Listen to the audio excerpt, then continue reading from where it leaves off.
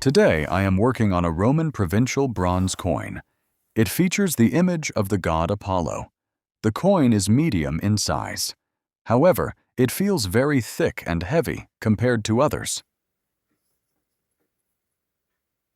The other side shows the bust of the young Emperor Gordian III. There is a radiate crown on his head. Before we begin, let us examine the coin closely under the microscope. As we can see, the coin is in bad condition. It is heavily damaged because it was in a wet and aggressive environment. First, I will soak the coin in a benzotriazole solution. This is necessary to prevent the spread of bronze disease. The coin will stay in the solution for 24 hours. After that, I will move on to the next step. And so, 24 hours have passed. I am removing the coin from the solution. I wipe away the excess liquid with a clean cotton cloth. Benzotriazole is a very harmful substance for humans. I am working with my bare hands, so I must be extremely careful.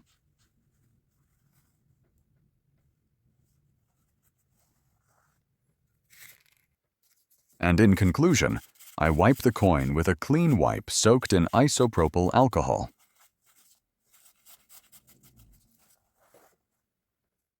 The next step is the consolidation of the loose and unstable relief of the coin. More precisely, I will fill the cavities on the coin. I fill these cavities with a special penetrating compound. It contains a metal filler that matches the color of the original patina. This compound will firmly bind and strengthen these problem areas. I apply these layers with a micro brush strictly within the missing areas, always drying each layer completely before the next one. You might have already noticed that this coin was not cleaned from dirt and oxides.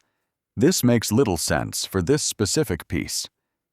During the primary cleaning, important details of the relief can easily be removed. Without them, further restoration becomes difficult, because the main task is to assemble this ancient story like a puzzle.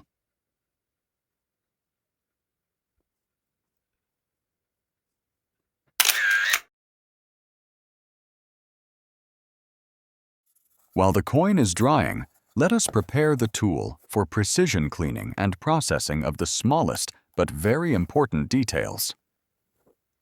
For those who have not yet seen how to sharpen a scraper, this guide will be very useful for achieving high-quality work. The sharpening begins with an 800 grit diamond block because it will create the correct sharpening angle much faster.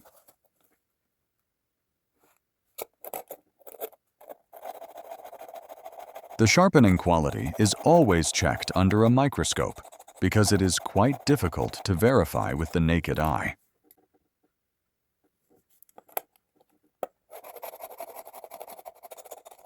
During the sharpening process, a drop of clean water is added to avoid grinding the metal dry.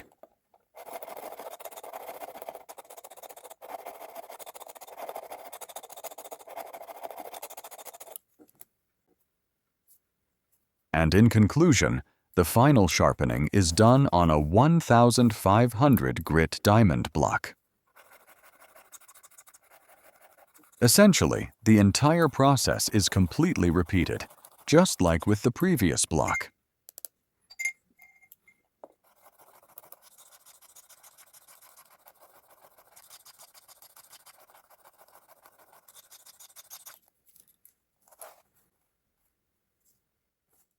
And so, the consolidating compound is already well dried and ready for mechanical processing with a razor-sharp scraper.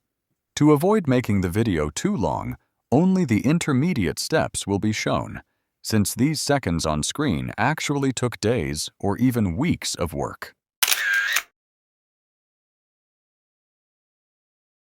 Here is the intermediate result, with the text and design partially restored. A more detailed demonstration of how the text is restored will be shown later on the other side of the coin.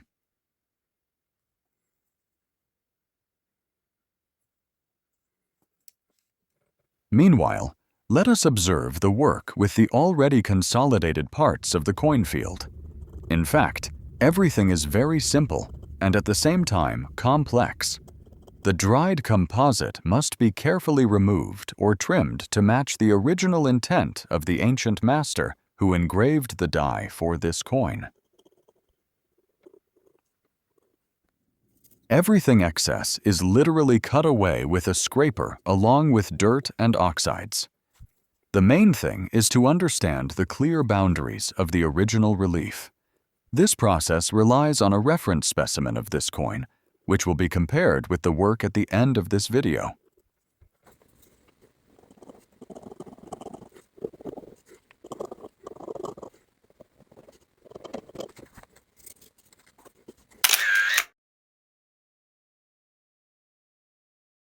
Many Roman provincial coins have a central hole. In numismatic circles, this feature is called a centration hole.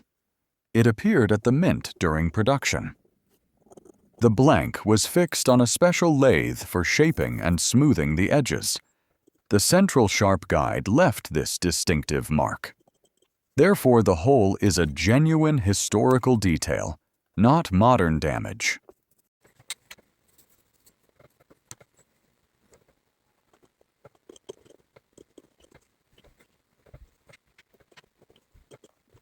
And so, the work on the reverse side is practically finished.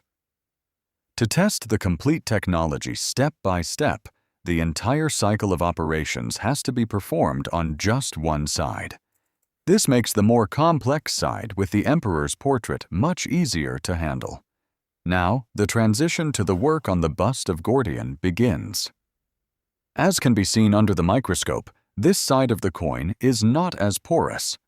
However, this does not mean at all that it will be easier to work with.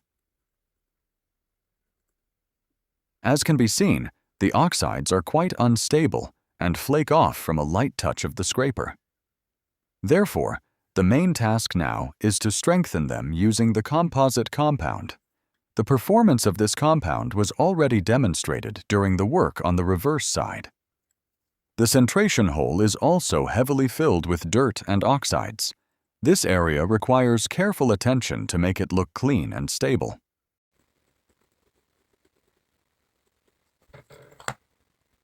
The work continues according to the established plan, strengthening the problem areas with composite without disrupting the composition of the portrait. After applying each thin layer, a minimum of 24 hours is required for curing. Usually, there are quite a lot of such layers, typically more than 5. The legend is also filled and strengthened in a similar way. It is necessary to strictly follow the lettering style engraved by the ancient master. This Roman provincial coin has inscriptions in Greek rather than Latin. The reason is simple. In the eastern provinces of the Roman Empire, the Greek language remained the dominant tongue for trade, culture, and local administration. Therefore, local mints struck coins with Greek text to ensure the population could easily read them. The lettering style on Roman provincial coins has unique technological features. The dies were engraved quickly, often leading to simplification. Letters like alpha, omega, or delta frequently show local artistic variations. Sometimes, the engraver omitted parts of words due to limited space on the coin field, creating rare text variants. The work of an ancient die engraver carried great responsibility. Mistakes included spelling errors in the emperor's name, backward letters, or upside-down elements. Minor blunders were often tolerated on provincial coins. However, severe errors in the ruler's portrait or weight standard were considered treason, resulting in harsh physical punishment. The creation of a coin die required specific tools and high craftsmanship. Ancient masters used special steel chisels, small hammers, and sharp drills. The design was engraved backward and into the metal, forming a negative image. Every detail of the imperial portrait had to be cut with precise depth. This depth allowed the bronze blank to completely fill the die during the strike, creating a high and durable relief. At this stage, the foundation is already laid. Further, it is just a matter of technical skill to work on the minor elements, such as the hair and tiny details of the crown. The serifs of the letters and the cuirass also require care. The cuirass is a decorated armor covered by a military cloak with a beautiful fibula on top. Traces of the original die strike have been preserved since that time, causing a crack on the coin field. The task is to clean this crack and maximize its original appearance. This feature will serve as a distinctive proof of authenticity for the restoration work. The excess green oxidation is thoroughly removed to highlight and enhance the letters. Since they are already fully consolidated and stable, it is safe to refine them in the most hard-to-reach areas. The final cleaning of the centration hole is now being done, following its consolidation and stabilization off-camera. During the process, a rather deep cavity was revealed under the letter G. It was thoroughly cleaned, strengthened, and filled with composite.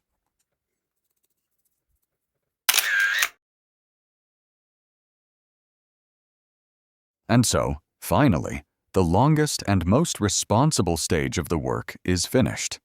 Everything is done with maximum precision according to the reference specimen, as can be clearly seen.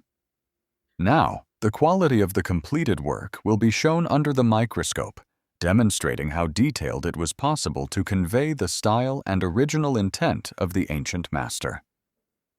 A bet can be made with you that you have never seen anything like this before in the restoration of ancient coins. The most important part of this method is that the metal and the original patina of the coin do not suffer. If necessary, the entire restoration process is fully reversible, provided that the correct technique is known.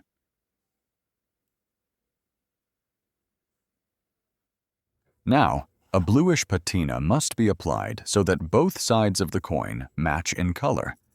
Although it could easily be left as it is, the reverse side already has this patina. Leaving the coin with green tones on one side and a chocolate brown color on the other would look incorrect. Besides, the coin originally had a greenish patina. After drying and removing the excess, another reagent is applied, which combines well and stays firmly with the already existing coating. More details about this reagent were shared in an older video. A link to it will be attached via the info card at the top.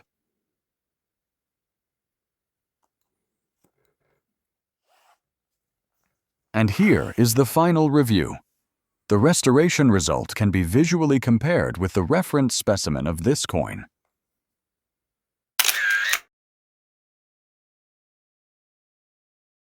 Now, let's look at the reverse side.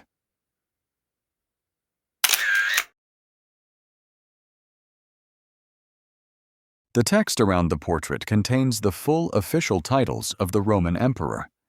The word Caesar means imperial status and supreme power. The inscription on the other side names the city of Hadrian. The god Apollo holds a laurel branch and a bow. These attributes of Apollo symbolize peace, prophecy, and divine protection. The sacred tripod is entwined by the serpent python. This composition refers to the famous ancient myth. It represents the victory of Apollo over the python, symbolizing light overcoming darkness. Such bronze coins helped to spread imperial propaganda and local traditions. Goodbye, everyone. See you in the next videos.